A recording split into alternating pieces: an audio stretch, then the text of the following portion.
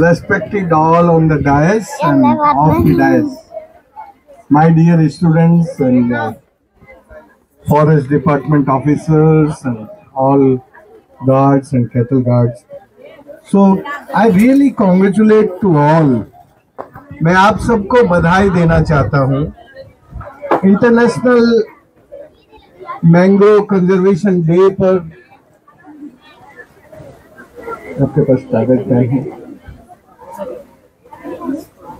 इस Coringa forest century में आके बहुत अच्छा लगा। यहाँ का फॉरेस्ट डिपार्टमेंट ने,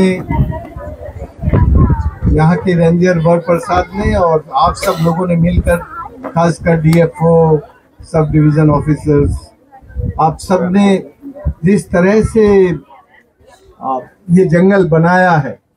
मैंने दुनिया के बहुत सारे मैंग्रोव फॉरेस्ट देखे।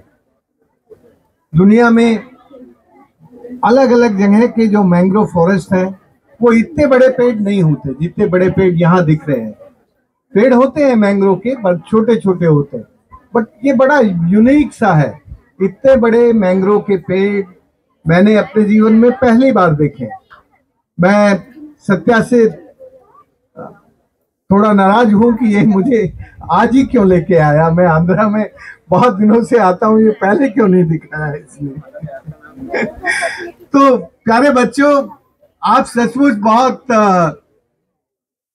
फॉर्चुनेट हैं, सौभाग्यशाली हैं कि आपको इतना अच्छा मैंग्रोव फॉरेस्ट मिला, जिसको हम कह सकते हैं कि मैंग्रोव फॉरेस्ट जो दूसरे फॉरेस्ट होते हैं उससे 8 गुना ज्यादा प्राणवायु देता है, ऑक्सीजन देता है, और एटमॉस्फेयर में से कार्बन का सिक्वेस्ट्रेशन करने की क्षमता भी दूसरे पेड़ों के मुकाबले ज्यादा होती है।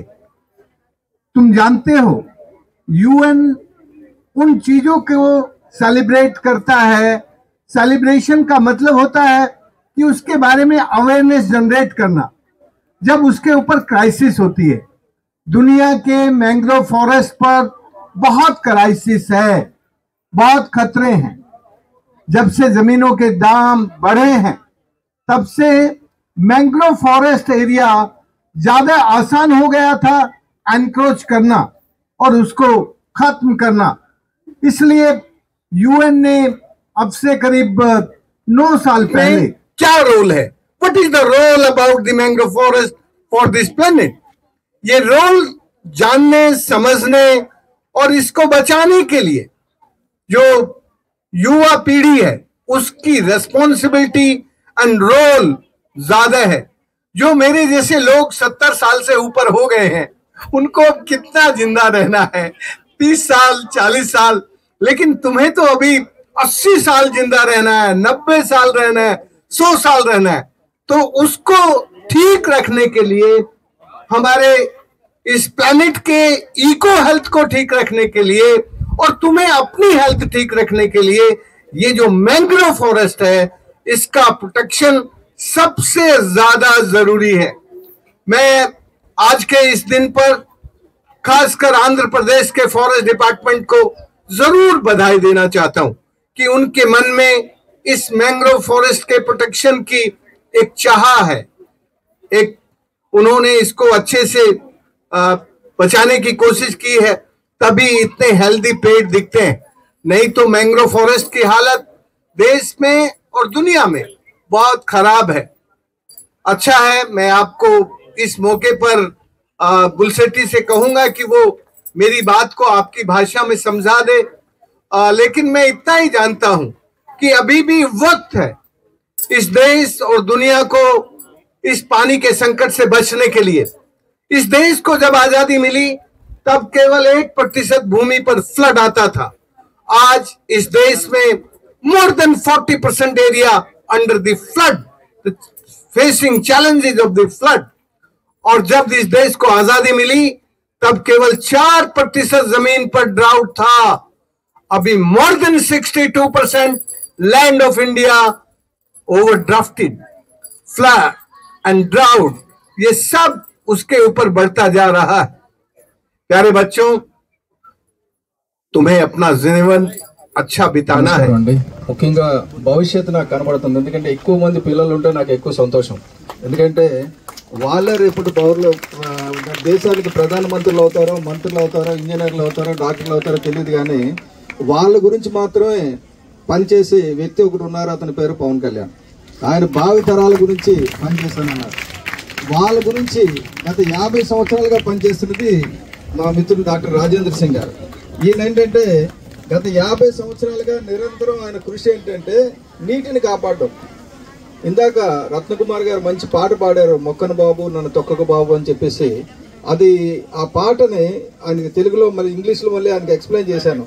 ఎందుకు ఎక్స్ప్లెయిన్ చేశానంటే ఆ పాట వింటే బహుశా మన ఈ మొక్కలు ఎవరు కొట్టరు, ఇంకా ఏ నాయకుడు, ఏ రాజకీయ నాయకుడు కానీ ఎవరు కానీ మొక్కని టచ్ చేయాలంటే కళ్ళంటే నీరు వచ్చేటట్టు ఉంది ఆ పాటలో ఉన్న అర్థం.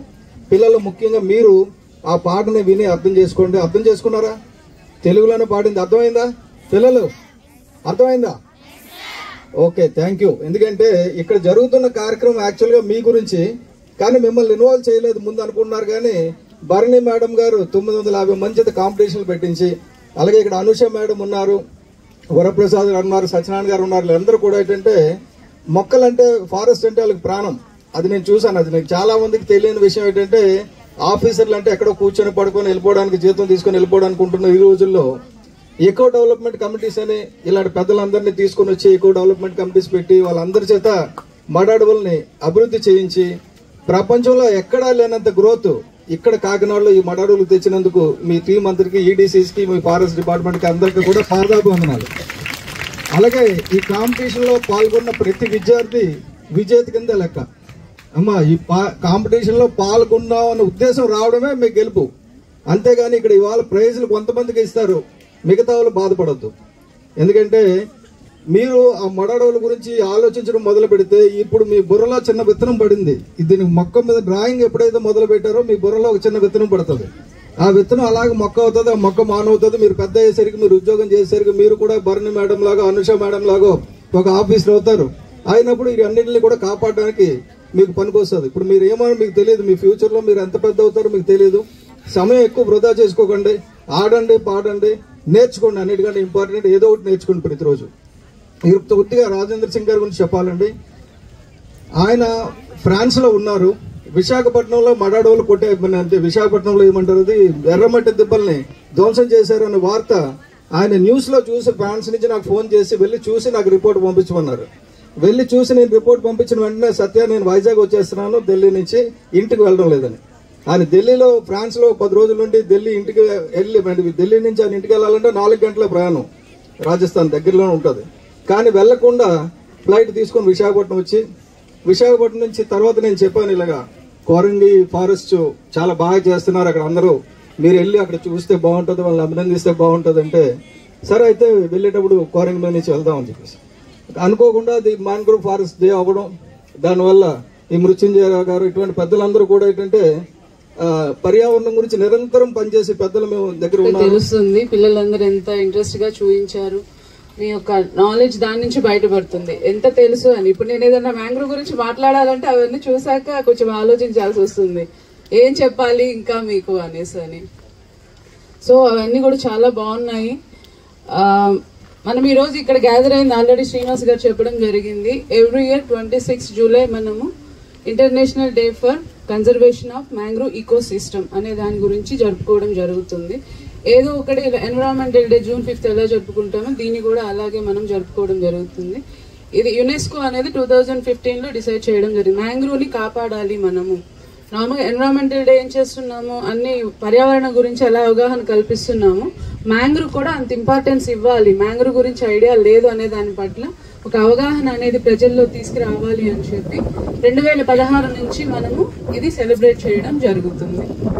సో దీని ద్వారా మనము రేపటి ఈ రోజు మీరు పిల్లలు, రేపు మీరే పౌరులు అవుతారు. సో మేము మిమ్మల్ని దీనిలో భాగం చేయడానికి మెయిన్ రీజన్ ఏంటంటే మీ ద్వారా ఇంకా ఎక్కువగా అవేర్నెస్ అనేది తీసుకురాగలుగుతాం మనము. అవునా అవునా కాదా? ఓకే, ఇందాక పాప చెప్పారు ఈకో సిస్టమ్ అంటే ఏంటి అనేసి. అందరికి తెలియదు ఈకో సిస్టమ్ అంటే ఏంటి?